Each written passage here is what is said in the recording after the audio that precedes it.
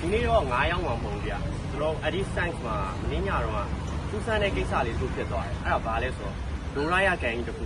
အဲ့ဒီမှာစောင်းမိုက်တဲ့ငါးလေးရှိတယ်ကျွန်တော်အခုသွားနှိုက်တော့ဘာသာလဲလိုက်ကြည့်လိုက်တော့အဲ့ဒီကန်ကြီးကတော့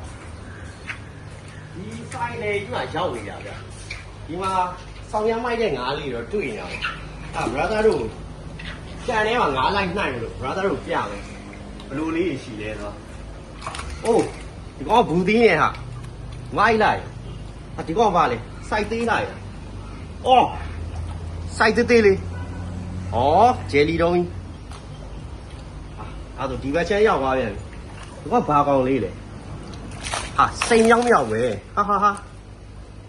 အိုးတူတုံးစိန်မြောင်းမြောက်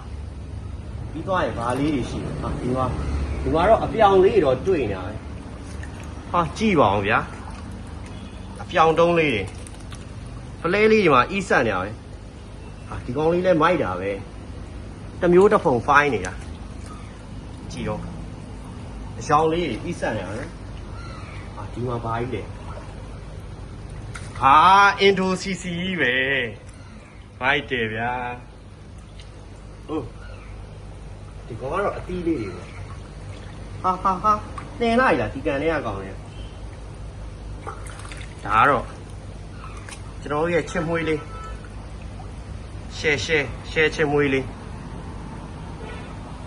ဒီဘက်ချမ်းတစ်ကြောမှာဆိုရင်လေရော့3កောင်တော့မိပြီမိုက်တယ်ဗျာ3កောင်ကဲဒီကန်လေးနှိုက်ချင်တော့ Edison ကိုလာခဲ့လိုက်တော့ဗျာစိတ်ကြိုက်နိုင်လို့ရ